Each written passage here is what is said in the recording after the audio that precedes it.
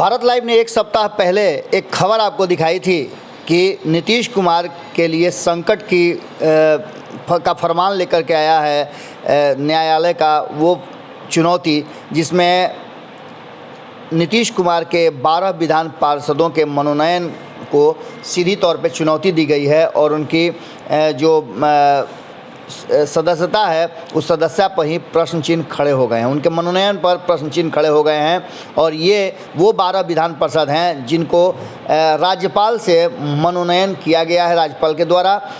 इनमें बहुत सारी ऐसी बातें हैं जिसको लेकर के लगातार चर्चाएं चल रही थीं और हाई कोर्ट में राज्यपाल कोटा से 12 विधान पार्षदों के मनोनयन को चुनौती दी गई थी। याचिका पर सुनवाई पूरी हो गई है और आदेश न्यायालय ने सुरक्षित रख लिया है।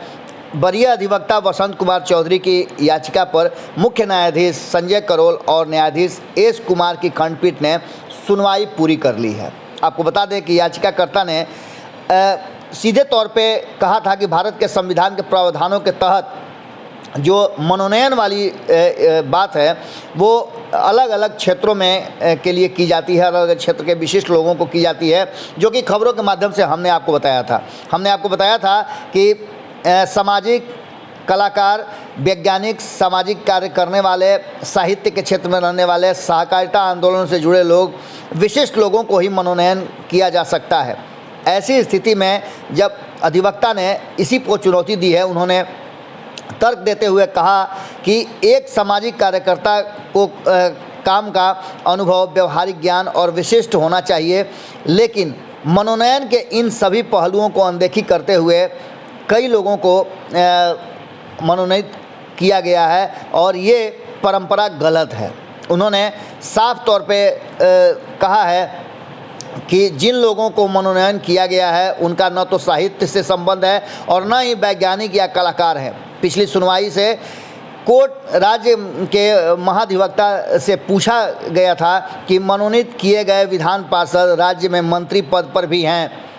अशोक चौधरी, जनक राम, उपेंद्र कुशवाहा, डॉक्टर राम बच्चन राय, संजय कुमार सिंह, ललन कुमार सराफ, डॉक्टर राजेंद्र प्रसाद गुप्ता, संजय सिंह, देवेश कुमार, प्रमोद कुमार, घनश्याम ठाकुर और निवेदिता सिंह को राज्यपाल कोटे से मनोनीत कराया गया था। अब इनके मनोनयन को ही चुनौती दे दी गई है और इनके पद पर अब संकट के बादल मंडराने लगे हैं। न्यायालय ने सुनवाई इस मामले पर पूरी कर ली है और फैसला सुरक्षित रख लिया है। इस बात को लेकर के अब नीतीश कुमार की धड़कनें बढ़ गई हैं और साथ ही इन विधान पार्षदों की भी धड़कनें बढ़ गई हैं। हमने आपको खबरों में बताया था और इस बात को लेकर के कोई माकूल जवाब नहीं आ पाया था सरकार के किसी भी पक्ष से।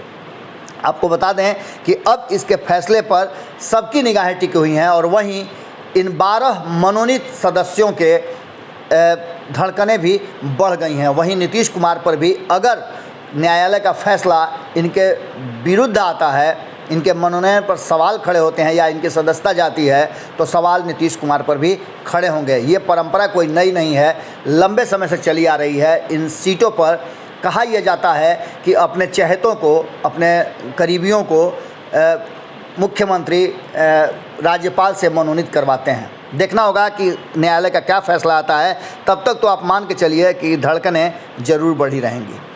जुड़े रहिए भारत लाइव के साथ। हर छोटी बड़ी खबर के लिए भारत लाइव लगातार आप तक पहुंचाता रहा है। बहुत बहुत धन्यवाद।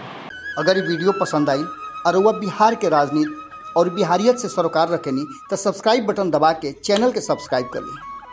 ओजे एगो घंटी बा, ओकरा बटन दबा देला से कुल सटीक और मारक खबर रुआ मुफ्त में मिल जाई।